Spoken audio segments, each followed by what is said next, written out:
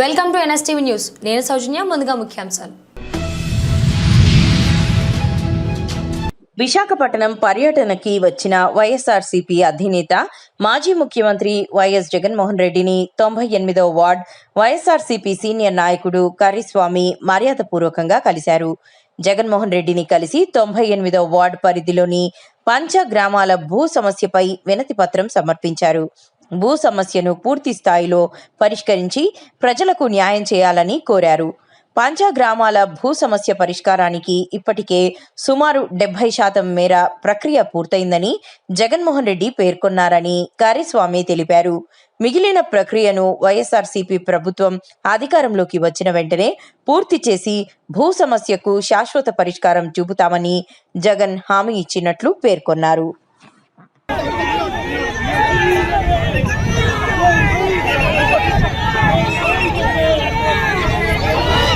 మరి మాజీ మంత్రివర్యులు మత్స్యకార కులంకు చెందిన సిద్దిల అప్పలరాజు గారిని అక్రమ అరెస్టును మరి దాన్ని పరామర్శించడానికి మరి జగన్మోహన్ రెడ్డి గారు ఈరోజు ఎయిర్పోర్ట్ నుంచి సింహాచలం మీదుగా వారు వెళ్ళారు. వాళ్ళకి మరి 98వ వార్డు తరఫున వారికి ఘనస్వాగతం ఇక్కడ మేము పలికాము.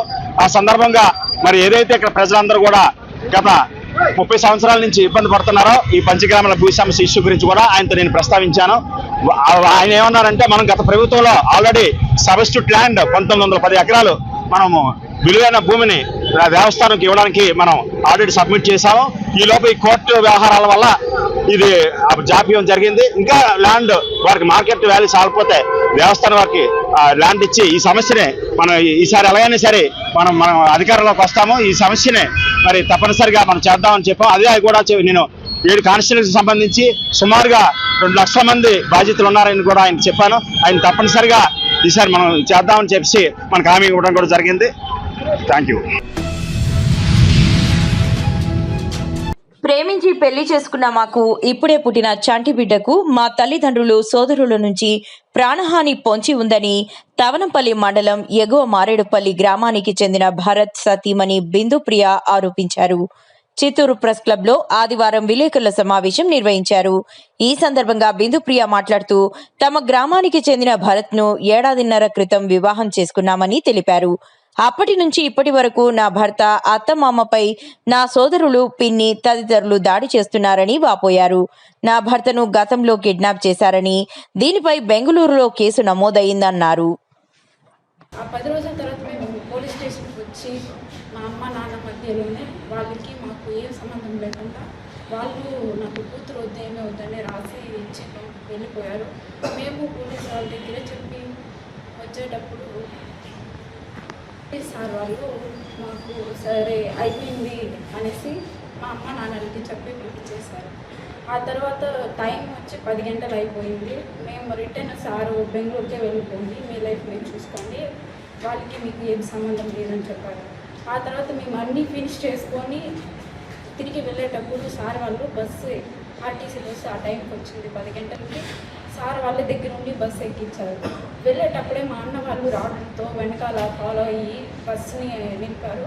ఆ తర్వాత సార్ వాళ్ళే సీసీటీవీ ఫోటోస్లు చూసి ఎస్ఐ సార్ వాళ్ళే బస్సు ఆపి మళ్ళీ దగ్గరుండి వాళ్ళు కారులోనే తొక్కుతూ వచ్చి ఇక్కడే బైపాస్ దగ్గర బెంగళూరు బస్సు ఎక్కించారు.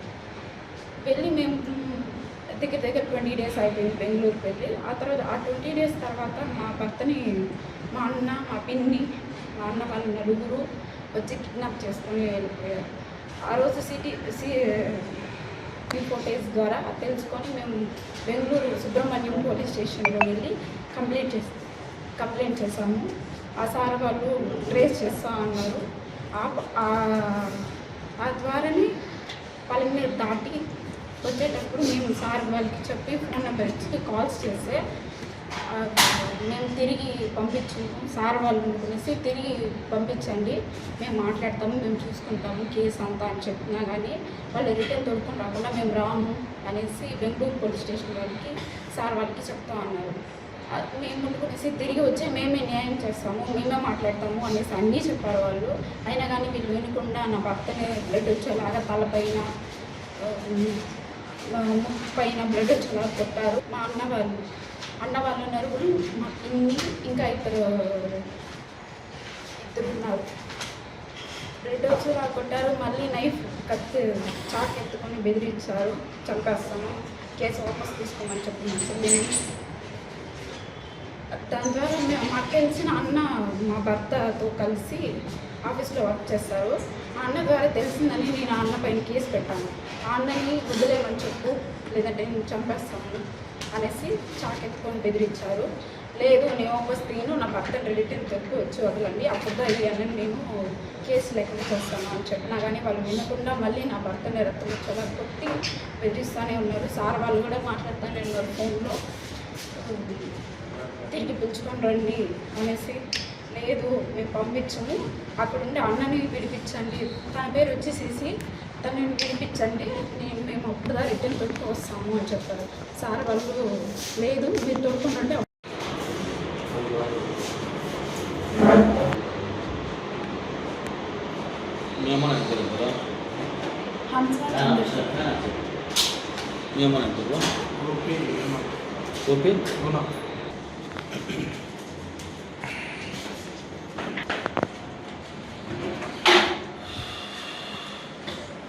నమస్కారం, నా పేరు బిందు ప్రియ, నా భర్త పేరు భరత్ కుమార్. మేము ఎగుమారెడ్డిపల్లి నుంచి వచ్చాము న్యాయం కోసం.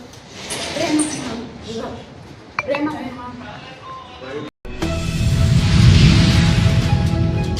ప్రముఖ పుణ్యక్షేత్రం చిత్తూరు జిల్లాలోని కాణిపాకంలో వెలసిన స్వయంభూ శ్రీ వరసిద్ధి వినాయక స్వామివారి దేవస్థానంలోని మణికంఠ స్వామి ఆలయంలో 14 గ్రామాల ఉభయదారులు ఆదివారం మధ్యాహ్నం సమావేశమయ్యారు. ఈ సందర్భంగా పలు సమస్యలపై ఉభయదారులు దర్శించడంతో పాటు దీనిపై చర్యలు తీసుకోవడం జరుగుతుందని ఈవో పెంచల కిషోర్, చైర్మన్ మణినాయుడు ఉభయదారులకు హామీ ఇవ్వడం జరిగింది. ఈ సమావేశం ఏర్పాటు చేయడం జరిగింది. మీ అందరి పత్రిక చదివిన తర్వాత మీ అందరి అభిప్రాయాలు ఏమన్నా ఉంటే అర్జీ రూపంలో ఇస్తే దాన్ని పరిశీలిస్తామని చెప్పి తెలియజేసుకుంటాను. మనకి మన వేద పండితులు అర్చకులు కలిసి రాబోయే బ్రహ్మోత్సవాల ముహూర్తం నిర్ణయించారు. అది మన విఘ్నేశ్వరుడు చేత కాణిపాక వినాయకుల చేత పూజించబడి ఆ పత్రిక తయారు చేశారు. దాన్ని మనం ఉభయదారులందరికీ ఈరోజు మీకు అందించాం. మన ప్రధాన అర్చకులు ఈ పత్రికని పూర్తిగా చదివి వినిపిస్తారు. తర్వాత మన అభిప్రాయాలు తెలియజేస్తారు. సహకరించారో అలాగే ఈ సంవత్సరం కూడా నా కోసం సహకరించండి దయచేసి. ఆహ్వాన పత్రిక కాణిపాకం, ఐరాల మండలం, చిత్తూరు జిల్లా. బ్రహ్మోత్సవములు 14/9/26 నుండి 4/10/26 వరకు జరుగును. శ్రీ స్వయంభూ వరసిద్ధి వినాయక స్వామి వారి వార్షిక బ్రహ్మోత్సవ ధ్వజారోహణ సుముహూర్తము స్వస్తిశ్రీ చంద్రమాన పరాభవనామ సంవత్సరం భాద్రపద శుద్ధ చతుర్థి తత్కాల్ పంచమి అనగా తేదీ 15/9/2026 మంగళవారం ఉదయం 7:15 నుండి 8:15 వరకు స్వాతి నక్షత్రయుక్త కన్యాలగ్న శుభ సమయమునందు అనగా 14/9/26 నుండి 4/10/26 వరకు నిర్వహించబడను. శ్రీ స్వయంభూ వరసిద్ధి వినాయక స్వామి వారి వార్షిక బ్రహ్మోత్సవ ధ్వజారోహణ గావించుటకు శుభముహూర్తం నిర్ణయించడమైనది. అనగా 15/9/2026 మంగళవారం స్వాతి నక్షత్రయుక్త కన్యాలగ్నం. సమయము 8:15 నుండి 7:15 నుండి 8:15 వరకు. శుభం భూయాత్. విఘ్నహరం దేవం సర్వవిఘ్న వివర్జితం సర్వసిద్ధిప్రదాతారం వందేహం గణనాయకం. శ్రీ స్వామివారి బ్రహ్మోత్సవాలు ఈ విధంగా ప్రారంభమగును.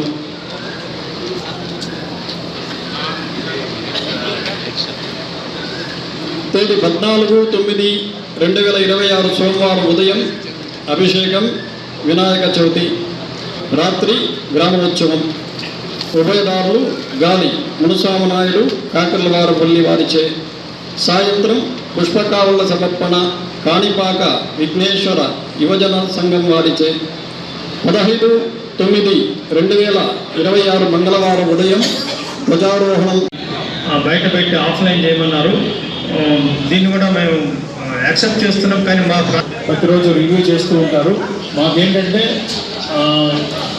ప్రభుత్వ ఉద్దేశం ఏంటంటే టెంపుల్స్లో కొన్ని టికెట్లు దాచిపెట్టుకొని భక్తులకి ఇవ్వకుండా ఏదో చేస్తున్నారు. ఆన్లైన్లో పెడితే భక్తులందరికీ ఓపెన్లో ఉంటాయి, గుడి కంట్రోల్ పోతుంది, వాళ్ళే టికెట్లు తీసుకుంటే పబ్లిక్కే డైరెక్ట్గా యాక్సెస్ తీసుకొని టికెట్లు కొనుక్కుంటారని గవర్నమెంట్ ఉద్దేశం. కానీ ఇక్కడున్న మనకున్న స్థానిక ఇష్యూస్ ఉంటాయి కాబట్టి ఖచ్చితంగా మీరు చెప్పింది మేము చేస్తాం.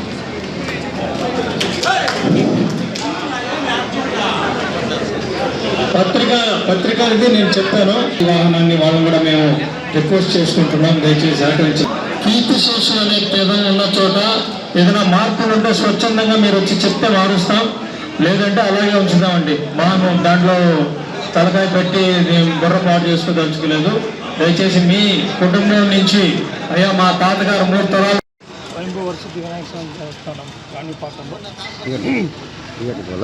బ్రహ్మోత్సవాలు సెప్టెంబర్ 14 నుంచి ప్రారంభించారు.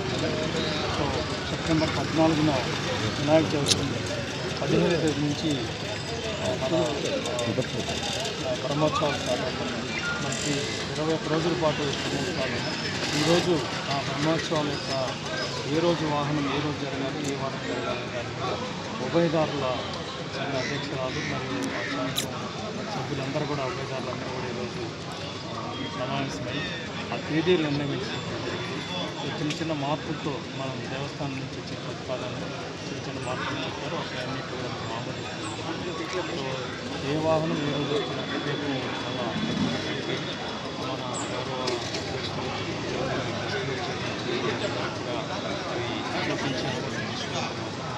మన బ్రహ్మోత్సవాలకి సీఎం గారిని, డిప్యూటీ సీఎం గారిని, నారా లోకేష్ గారిని,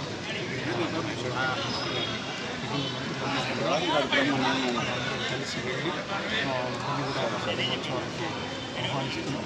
దీనికోసంగా మన స్థానిక శాసనసభ్యులు మురళీమోహన్ గారు కూడా ఆల్రెడీ సీఎం ఆఫీస్తో మాట్లాడుతూ డేట్స్ తీసుకుని వారి సహకారంతో వాళ్ళందరూ కూడా కలిసి ఈ ముఖ్యమైన పిలిపించి ఈసారి బ్రహ్మోత్సవాలు ఘనంగా జరిగే విధంగా ఏర్పాటు 4వ తేదీ ఆగస్టు జరుగుతున్నటువంటి దయచేసి అందరూ కూడా వచ్చి ఈ బ్రహ్మోత్సవాల్లో పాల్గొని ఆ విఘ్నేశ్వరుని యొక్క ఆశీస్సులు పొందవలసిన పూజ్యాయ దేవాయ దంతమోదకదారిణే వల్లభా ప్రాణకాంతాయ శ్రీ గణేశాయ మంగళం.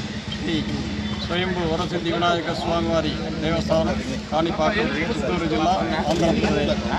ఈరోజు ప్రతి సంవత్సరం బ్రహ్మోత్సవాల భాగంగా ఈరోజు శ్రీ వరగదాంబికా సమేత మణికంఠేశ్వర స్వామి ఆలయమునందు 14 గ్రామాదుల ఉభయదారులచే సమావేశం నిర్వహించబడి ఉన్నారు. ఆ సమావేశంలో ప్రతిరోజు కూడా స్వామివారికి అత్యంత వైభోగపేతంగా కైంకర్యములు నిర్వహించుటకు గాను కొన్ని నిర్ణయములు తీసుకొని దానికి అందరూ కూడా ఆమోదం తెలిపి ఉన్నారు. ఈ బ్రహ్మోత్సవం అత్యంత వైభోగపేతంగా చేయాలని కూడా సంకల్పంతో ఉన్నారు. కాబట్టి ఆలయ అధికారులు కూడా ఆ సూచనలు సలహాల మేరకు అన్నీ కూడా చర్యలు తీసుకొని ముందుకు వెళ్తామని సూచించి ఉన్నారు. శుభం భూయాత్.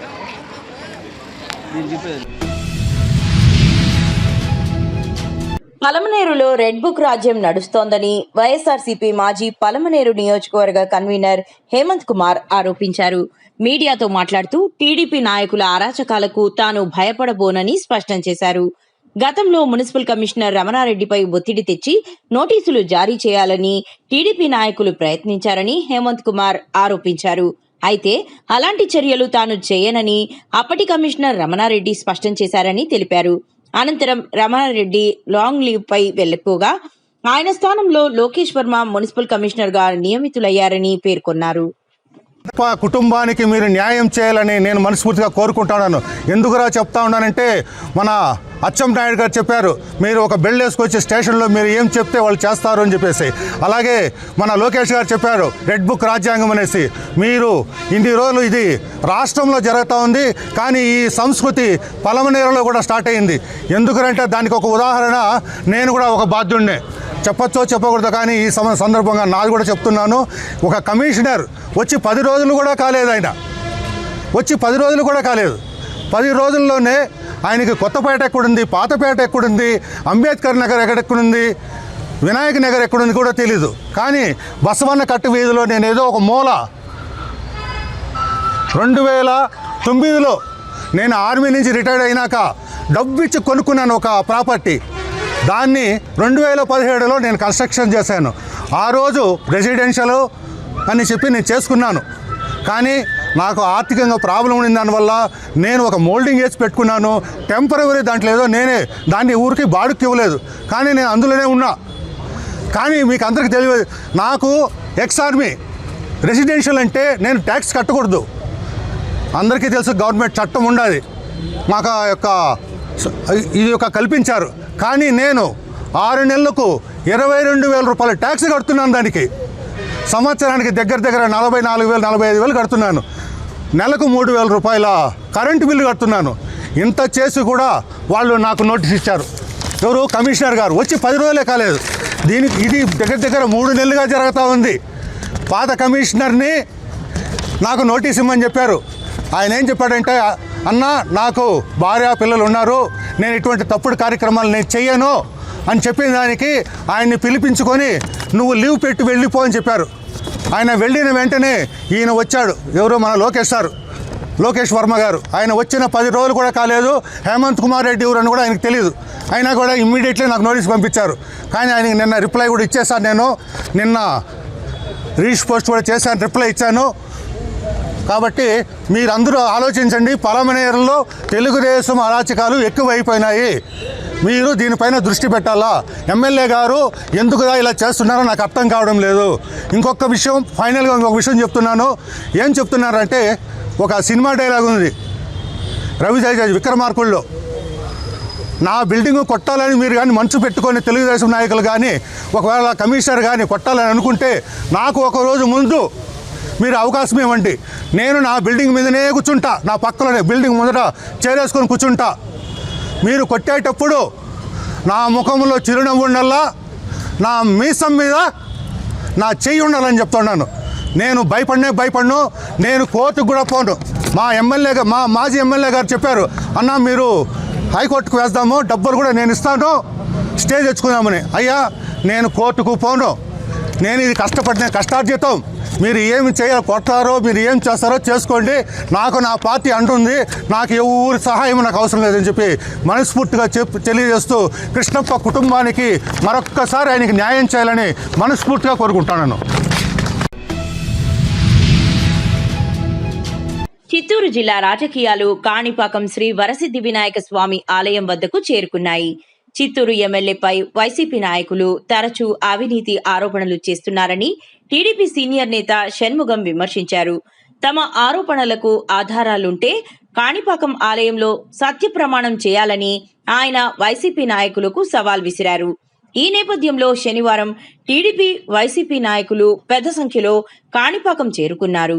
షణ్ముగం సత్యప్రమాణం చేసేందుకు ఆలయ నిబంధనల ప్రకారం రుసుము చెల్లించి సిద్ధంగా ఉన్నట్లు సమాచారం. ఇరు పార్టీల నాయకుల రాకతో ఆలయ పరిసరాల్లో రాజకీయ ఉత్కంఠ నెలకొంది. ఈ సవాళ్లు ప్రతి సవాళ్లతో చిత్తూరు జిల్లా రాజకీయాల్లో ఈ అంశం ఆసక్తికరంగా మారింది.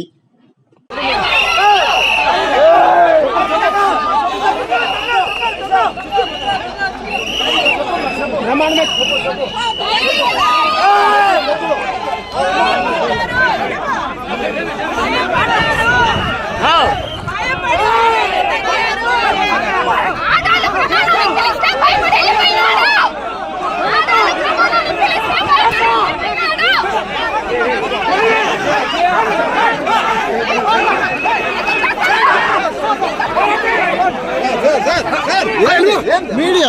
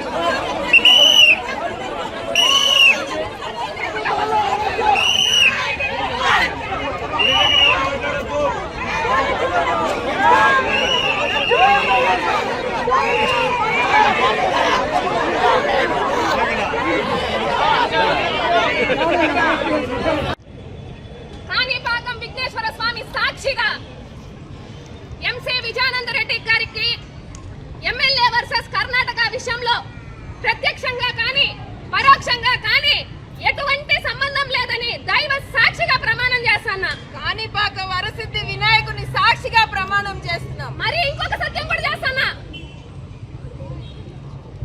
షణ్ముఖం అనే వ్యక్తి ఎంసీ విజయానంద రెడ్డి గారి దగ్గర ఎలక్షన్ కు ముందు లక్షల్లో డబ్బు తీసుకున్నాడని కాణిపాకం విఘ్నేశ్వర సాక్షిగా ప్రమాణం చేస్తున్నా.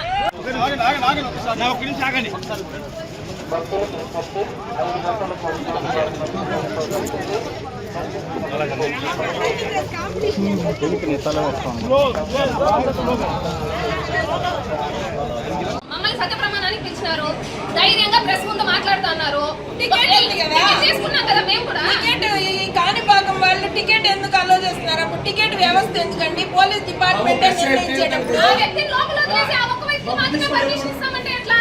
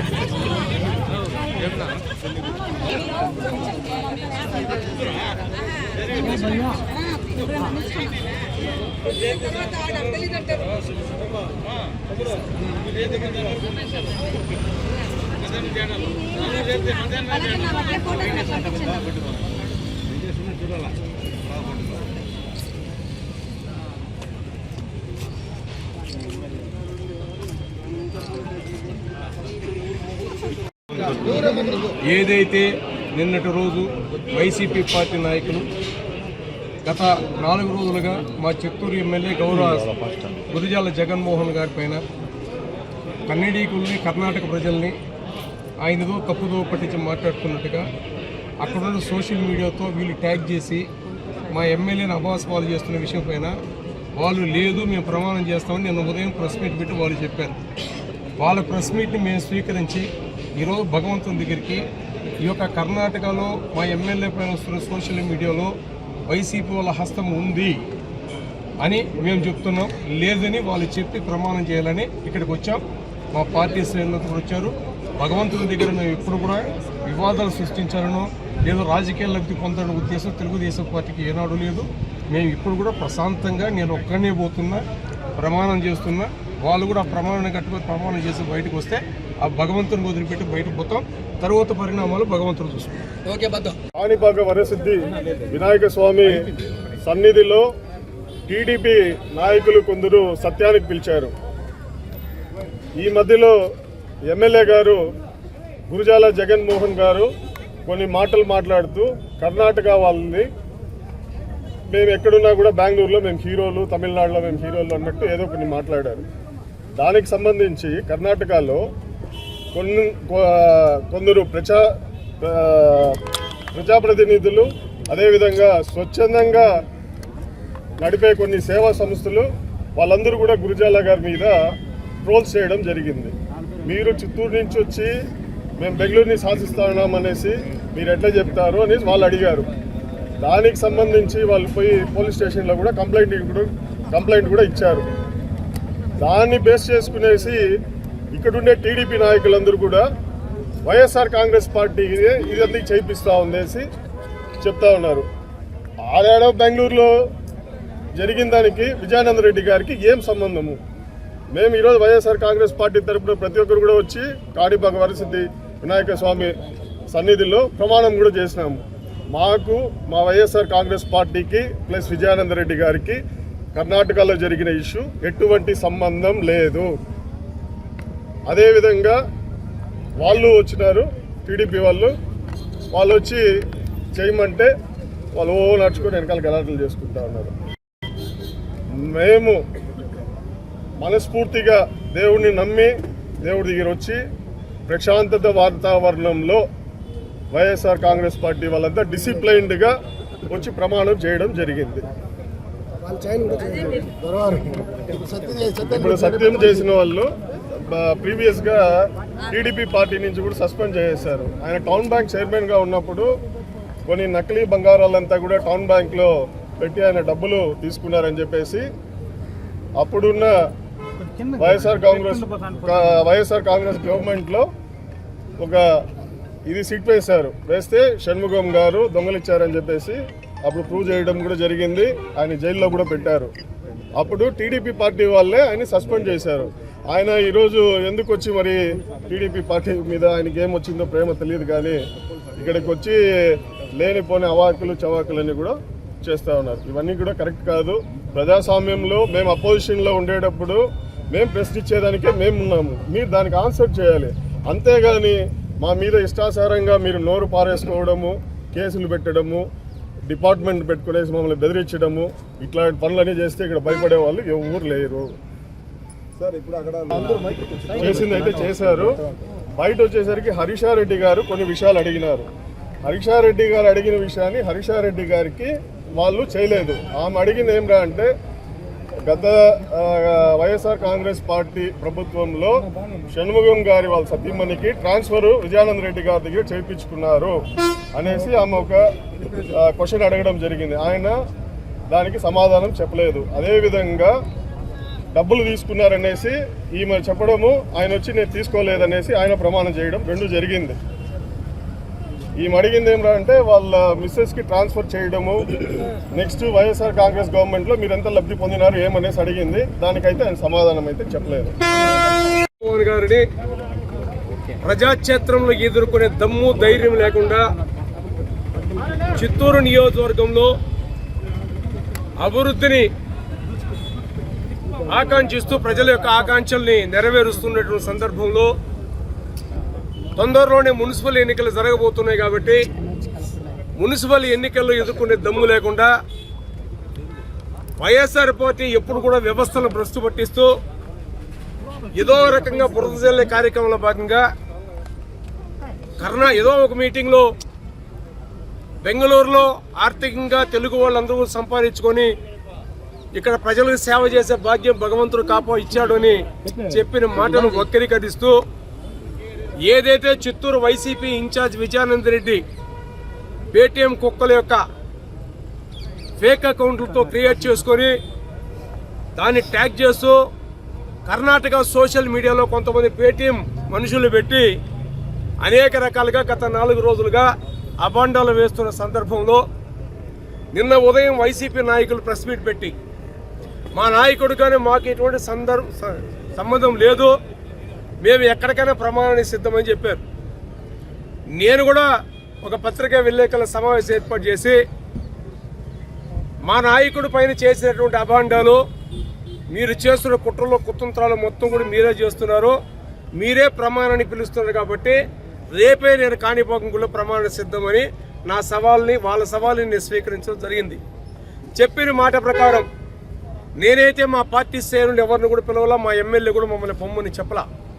కేవలం ప్రజల మనిషిగా ఆత్మబంధువుగా పనిచేస్తున్న మా నాయకుడి పైన ఉన్నటువంటి గౌరవ మర్యాద, మా పార్టీ పైన చిత్తశుద్ధితోటి ప్రమాణాన్ని నేను సిద్ధమైతే మా పార్టీ నాయకులు కార్యకర్తలు కూడా నా వెనకాన్ని వచ్చారు. ఎందుకు వచ్చారంటే వైసీపీ వాళ్ళు గ్రూపుల్లో పెట్టి 3 గంటలకంతా కాణిపాకం బయలుదేరాలి, ఎట్టెంగూడి దగ్గర విఎన్ఆర్ కార్యాలయం రమ్మని గ్రూపులో పెట్టినప్పుడు మా పార్టీ నాయకులు కూడా నేను వచ్చిన తర్వాత మా పార్టీ నాయకులు కూడా రావడం జరిగింది.